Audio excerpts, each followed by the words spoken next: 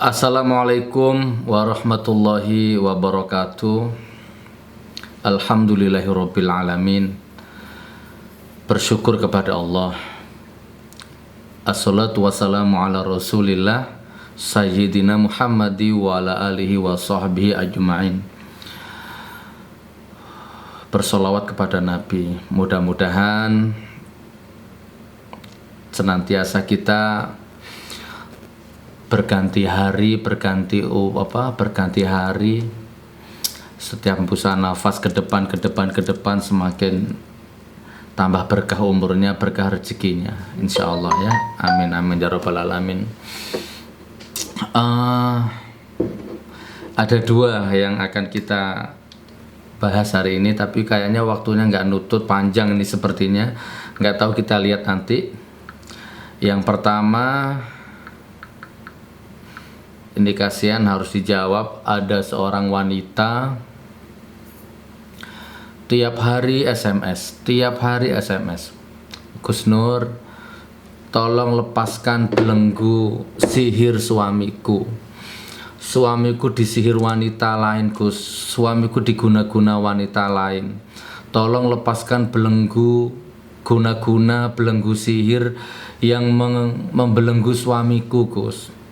Suamiku sudah lupa istri, lupa anak, gitu. Tiap hari saya balas istighfar, terus kadang saya balas sekedarnya, tapi terus ternyata SMS terus.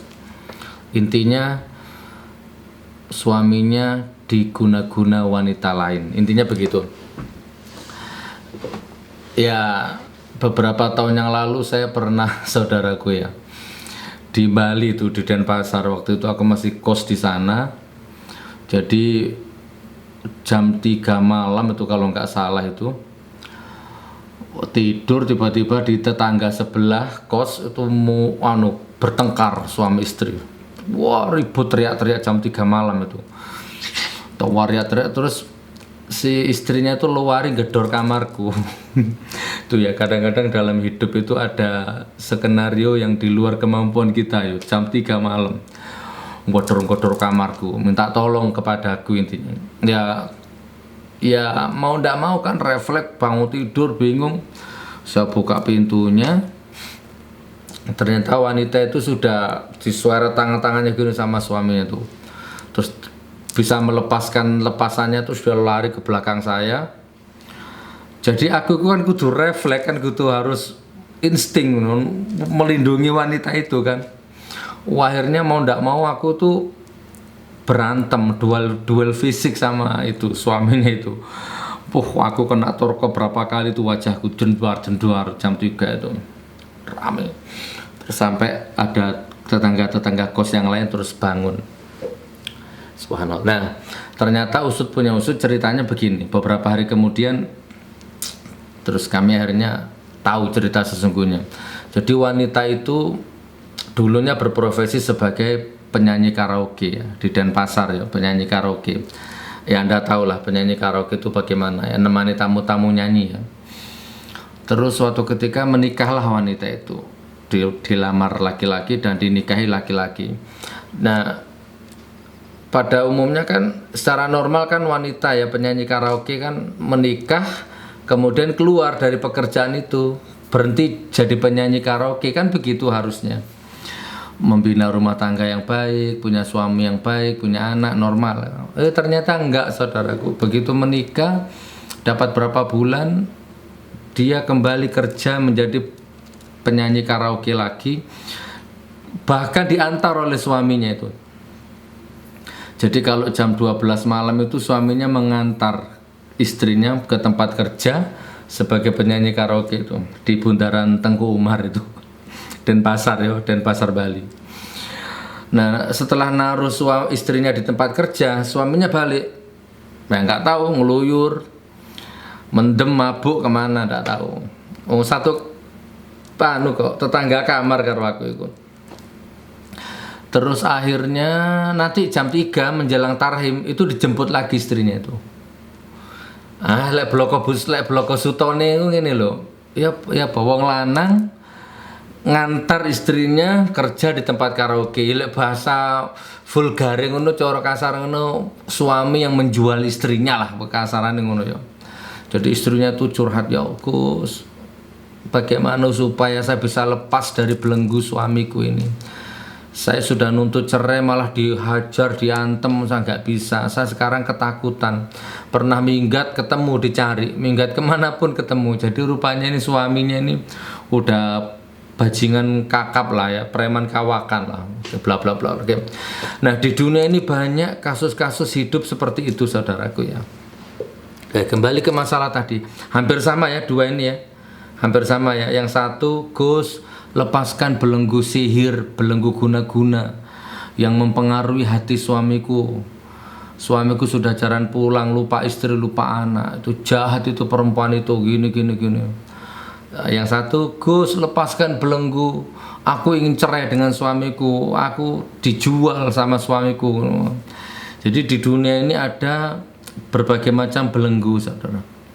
Ya, ada kiai, ustadz, tanda petik ya, oknum lah ya, yang membelenggu pasiennya, membelenggu jamaahnya, ya, membelenggu pikiran pasiennya atau jamaahnya, dibelenggu dengan magic, dengan sugesti negatif, sehingga dirok duwike ngono kan, dirok hartanya.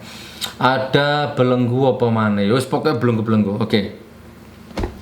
Nah, terus satunya lagi pertanyaan tadi itu, ini dari pengasuh pondok pesantren di daerah Jawa Tengah. Sore iklan, halo. Iya sore. Nggih. Iya udah. Iya boleh ya. Ayo. Iklan. Aku ngobrol panjang sama kiai pengasuh pesantren ya, saya nggak sebut namanya, di daerah Jawa Tengah, di Lasem situ. Kurang lebihnya gini, Gus, aku sudah hampir 3 bulan ini menyelami dirimu. Si enom, ganteng, ngono cari ini, cari kiai ini, itu cari aku. Ki aku copy paste ya. Enom, ganteng, cerdas, ngono ya. Terus aku nyelami dirimu hampir 3 bulan. Semua videomu pakai bahasa Jawa halus. Semua videomu udah saya ikuti, semua statusmu tulisan. Dan aku diam-diam juga mengamati dirimu itu bukan hanya dengan lahiriah tapi dengan batiniah. Aku curiga jojo awak iki wali yang nyamar apa ya apa. Pokoknya tak delok nasabmu, tak delok gurumu, tak delok nang ndi, tak selidiki pokoknya awakmu.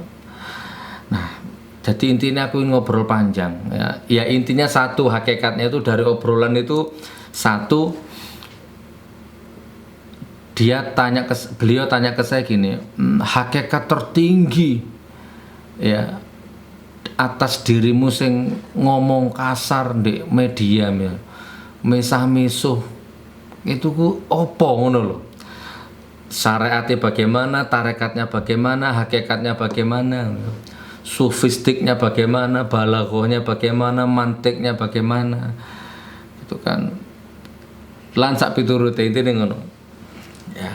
Yes, iki sing tak jawab iki ana loro ya, lek gelem ya tak jawab kabeh, aku ambek delok durasi ya. Oke, yang pertama dulu ya, Mbak, Ibu, siapapun, ini ilmu hidup ya, seharusnya siapapun Anda, harusnya semakin berat beban hidupmu, semakin berat beban yang menindih bebanmu ya, semakin kuat belenggu yang mencengkeram batinmu, apa, semakin buntu Anda ini, semakin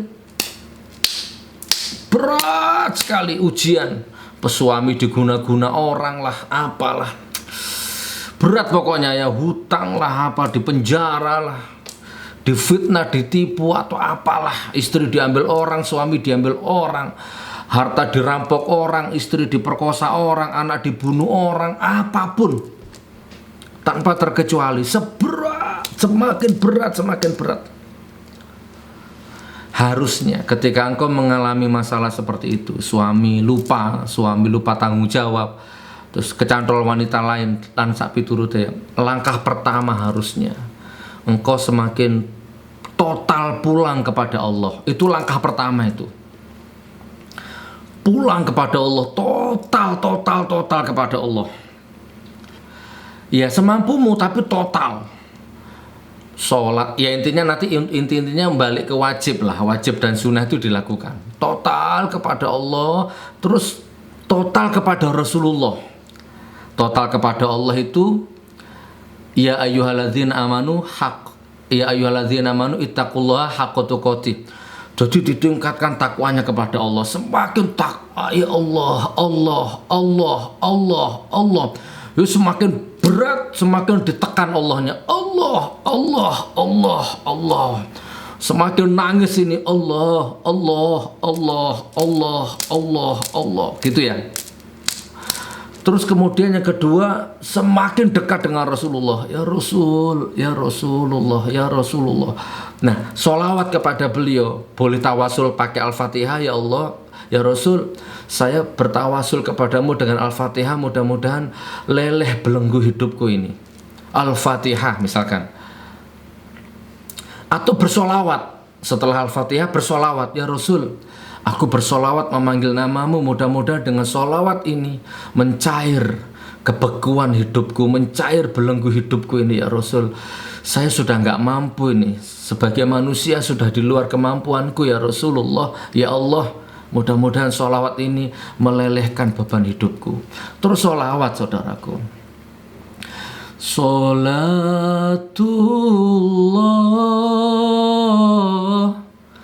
salamullah, bersolawat ala Taha Rasulillah. Nah, di saat engkau bersolawat itu nanti engkau akan merasakan seisi ruang dadamu itu akan seperti diporak-porandakan oleh satu energi abstrak nanti. Semakin deres air matamu, semakin hancur, semakin lebur, semakin lemah engkau, semakin tidak berdaya engkau. Maka biasanya disitulah nanti aku ambil dulu durasi kira. Ya, leleh. Oke, itu yang pertama ya, saringkes ya. Total kepada Allah, total kepada Rasulullah.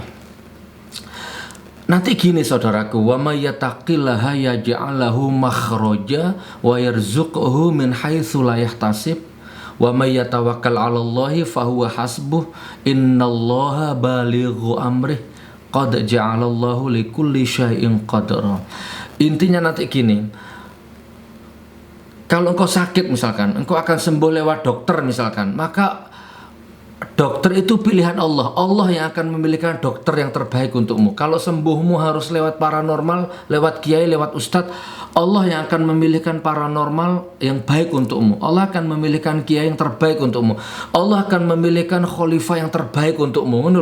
Kalau engkau sudah kembali kepada Allah. Begitu saudaraku. Balik nang Gusti Allah total buk.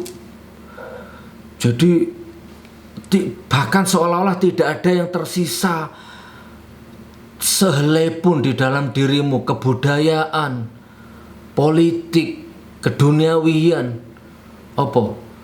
ndak ada nilai, martabat, harga diri, wis gak ono kabeh. Total telanjang batin kepada Allah. Numplek nyenden pun, ya Allah kalau mboten kuat pun, blek nyenden pun, ya Rasul kalau pun mboten kuat, saya ndak kuat. Aduh, saya sudah ndak kuat. Allah, ya Rasulullah. Ngono rek. Itu yang pertama, dikembangkan ya. Terus dikembangkan nanti. Anda kalau mendengarkan ini pakai IQ, pakai akliyah, maka insya Allah otomatis sadar atau tidak nanti sel-sel otak Anda itu akan melahirkan sendiri nanti dimensi-dimensinya itu. Kayak MLM gitulah, melahirkan downline kecerdasan nanti. Terus yang kedua, langkah kedua ya.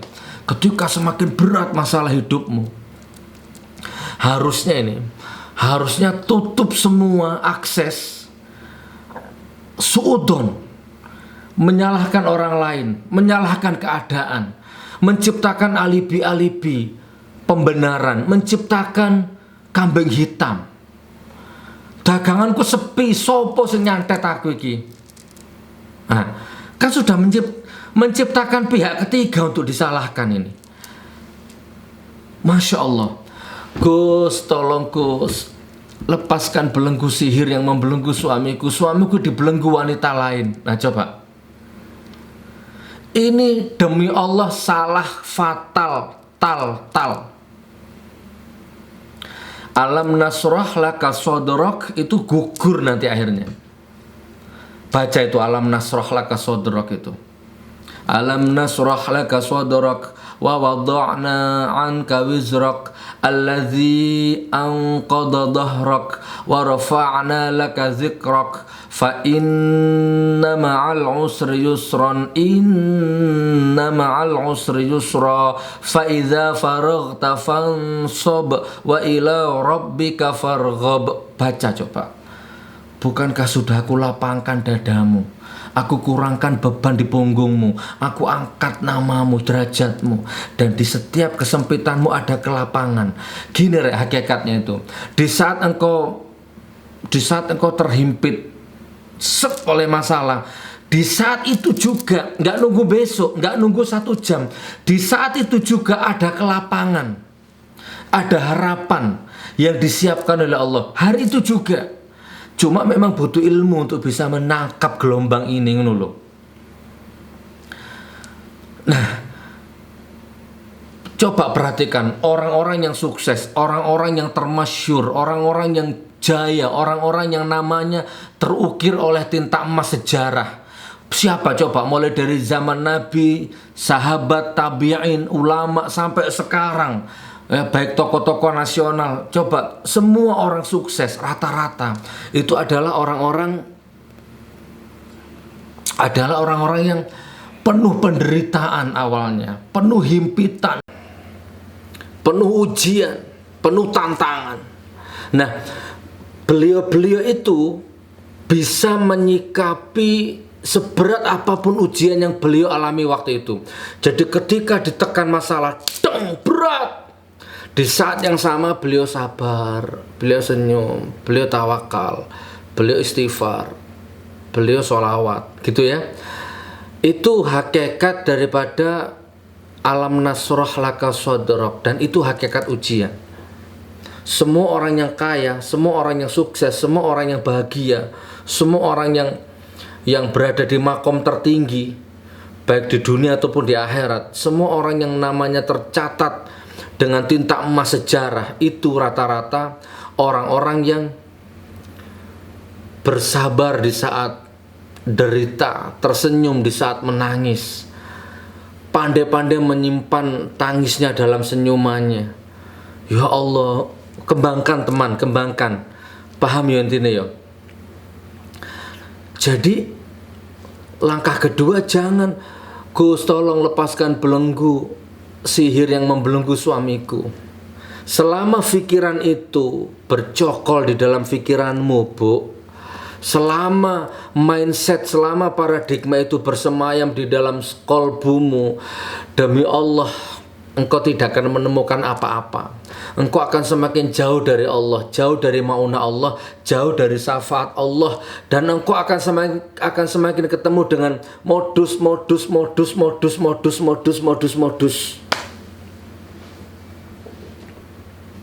Ketemu kiai-kiai modus, dimodusi hartamu, dimodusi akhlakmu. Ketemu orang pintar modus, ketemu dokter modus, semua modus. Oknum ya. Nggak bisa. Jangan pernah ketika engkau punya masalah, saudaraku, jangan pernah menciptakan kambing hitam di dalam pikiranmu. Jangan pernah menciptakan pihak ketiga untuk engkau salah-salahkan, untuk engkau korban-korbankan. Walaupun didukung oleh bukti-bukti visual. Umpama mimpi Wis bojo gak tau mulih, gak tau ngeblonjo, kecantol gendaan, ya digaet wedoan ya. Ya kan? Gak tau lupa tanggung jawab, lupa agama, lupa anak, lupa istri. Tiba-tiba engkau mimpi sempakmu dicolong wong. Apa sempak itu? Celana dalammu dicuri orang, BH-mu dicuri orang. Kan umum ini di ilmu-ilmu tafsir mimpi jare lek bahan-bahan dalam, barang-barang dalam pribadi dicuri orang, katanya istri suaminya diambil orang. Nah, Anda mimpi nih. Coba kalau Anda orang standar, kalau engkau orang yang tidak pernah upgrade ilmu. Aduh. Mangkane bojoku gak mole-mole kecantol wong wedok. Oh, ternyata katokku dicolong wong mambengi mimpi ya coba. Itu engkau ramesi, engkau olah. Astagfirullahaladzim. Gak, aku gak ngomong sampean goblok gak. Maksudnya aku ya wis makome sampean lah. Maksudnya terus sampean teko nang wong pinter, Mbah, Pak Kiai, Pak Ustad. Bojo kula pun 6 tahun mboten mulih napa kecantol wong wedok niki jenenge wong wedoke, ini nama perempuannya. Tolong Mbah, kula niku yakin lek bojo kula niku diguna-guna misalnya. Kula tadi malam mimpi celana dalam saya dicuri orang. Sekarang Mbah diramal. Ya, karo Mbah Kiai ini ku diramal. Dalam tanda petik kok ya, karo Mbah Tik diramal. Oh iya, nduk, bojomu manuke ditaleni misalnya. Ditaleni karo ngene. Oh. Waduh, angel iki nduk ilmune iki. Ya Mbah iso, cuma angel iki. Ya nebus minyak ya nduk ya, tak gawekno tak tirakat 3 dina 3 minggu nebus minyak. Kok nebus kacang ijo kok ngene-ngene to. Wah wis marang awakmu dikek minyak, dikek kacang ijo, dikek uyah, dikek garam. Ya, nebus 3 juta, 2 juta. Engko wis marang ngono nok maneh. Wedange bojomu ku tetesono bayoyomu. Astagfirullahaladzim. Nah, coba walaupun dibukti visual seperti itu jangan sampai engkau terpedaya. Terus tiba-tiba di saat engkau kritis ada orang, tiba-tiba orang terus ngomong ke dirimu, loh Mbak, aku lek ndelok wajahmu kok koyoke auranya yo nggak sehat yo. Kok koyoke yo rumah tanggamu goncang yo Mbak yo. Ki koyoke bojomu iki. Coba kira-kira dalam kondisi engkau seperti itu tiba-tiba ada orang ngomong kayak ngono kate lapo kon? Kalau engkau standar, engkau akan langsung lunglai. Nggih. Jenengan kok semerap. Anda kok tahu? Langsung engkau iki orang pinter ini. Langsung gitu. Engkau langsung lunglai, langsung bertekuk lutut. Nah, masuk ke dalam perangkat setan. Orang sakti, orang bisa nebak orang itu kan bisa karena karoma, bisa karena fadilah, bisa karena istidrot. Kan gitu ya, banyak. Bisa karena malaikat, bisa karena laduni, bisa karena jin. Oke. Seperti itu saudaraku. Yo, jadi apa Dol? Jadi gimana sekarang Gus Nur? Ya, jangan pernah menciptakan kambing hitam. Sopo, guna-guna, sihir santet jangan. Kapan-kapan ingatkan saya ya. Kapan-kapan kita bahas bab sihir, khusus bab santet, bab guna-guna, bab lintrik. Dulu setahun 2 tahun yang lalu kita sudah pernah bahas ini. Cuman waktu itu kameranya jadul, pakai handphone jadul, ada di Facebook itu mungkin masih ada. Kapan-kapan kita sempurnakan. Lintrik itu apa? Gendam itu apa? Guna-guna itu apa? Pelet itu apa? Terus penangkalnya bagaimana? Eling aku ya, kapan-kapan kita bahas. Oke, pertama pulang kepada Allah, kedua pulang kepada Rasulullah total telanjang tanpa sisa, ketiga bersihkan semua pikiranmu dari orang-orang ketiga yang akan kau jadikan kambing hitam di dalam imajinasimu itu. Kalau suamimu kecantol wanita lain, jangan kamu fokus ke wanitanya saja. Wanitanya itu tukang lintrik, wanitanya itu tukang melet, wanitanya itu jahat, wanitanya.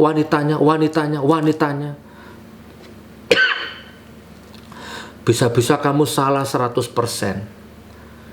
Belum tentu salah wanitanya, bisa-bisa memang dasar suamimu geragas. Gitu loh Rek.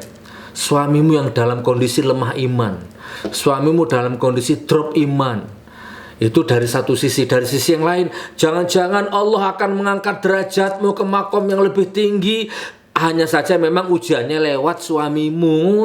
Uleh dimasak, diputer-puter iki ketemu ilmu-ilmu iku kok Rek. Oke, yang terakhir ya, sudah terlalu panjang. Yang terakhir, sholat 5 waktu, tidak ada alasan lagi, tepat waktu. Nggak ada alasan lagi, tepat waktu. Kenapa kok tepat waktu? Ya sudah mulai memprioritaskan sholat di atas segala-galanya. Selama ini apa? Sholatmu apa? Sudah bolong-bolong, sudah telat, sudah nggak khusyuk. Sudah nggak nyambung sama Allah, hanya jungkir balik kan gitu. Nah begitu sekarang hidupmu hancur, sholat tepat waktu, prioritas di atas segala-galanya. Iktikaf di masjid. Ini yang nanya orang Indonesia ya. Kalau yang nanya orang luar negeri, mungkin nggak seperti ini. Yang di luar negeri susah cari masjid ya. Oke. Sholat di masjid. Nah ini kan perempuan ya, berarti jangan ke masjid. Ya pokoknya sholat lah, tepat waktu hakikatnya. Kedua, perbanyak sholawat. Allahumma sholli ala sayyidina Muhammad. Allahumma sholli ala sayyidina Muhammad. Allahumma sholli ala sayyidina Muhammad. Astaghfirullahaladzim, astaghfirullahaladzim, astaghfirullahaladzim. Satu putaran tasbih pagi sore, pagi sore, pagi sore. Tutup dengan sayyidul istighfar. Allahumma anta Rabbi la ilaha illa anta khalaqtani wa ana abduka wa ana ala ahdika. Sayyidul istighfar. Cari golek awamu tak SMS, tak catetno lek gak apal. Golek gak ketemu takok nang muridku jenenge Mbah Google. Ketiken niku sayyidul istighfar kok metu iku. Ku muridku iku.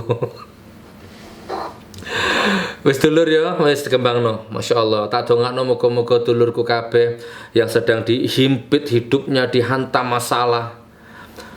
Detik itu juga harapan terbentang luas, asa terbentang luas, makom tertinggi di hadapan Allah terbentang luas.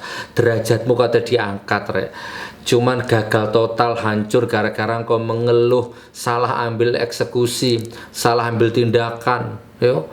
Sama Allah semakin jauh. La yukallifullahu nafsan illa wus'aha. Sama Allah dikasih beban 5 kilo, engkau mendramatisir seolah-olah 100 kilo. Aku tidak mampu, padahal cuma 5 kilo dikasih itu. Allah tidak membebani hambanya di luar batas kemampuan hambanya. Amin ya Allah, angkatlah beban yang menghimpit saudaraku semuanya. Sholat tepat waktu, sholawat istighfar perbanyak, sayyidul istighfar pagi dan sore. Pun, sepertinya yang bab kedua nanti aja ya di video yang lain. Ya disambung lah intinya. Yang tadi saya ngobrol dengan pengasuh pesantren, Gus, awakmu iku wali ta Gus? Kok wali menyamar, kok misah-misuh karepmu ya apa? Iku hakikatmu ya apa? Nah, nanti kita bahas. Ya bismillah. Tapi sing jelas aku dudu wali Rek, yo. Ya wali manganku sedina ping 15 ya. Wassalamualaikum warahmatullahi wabarakatuh.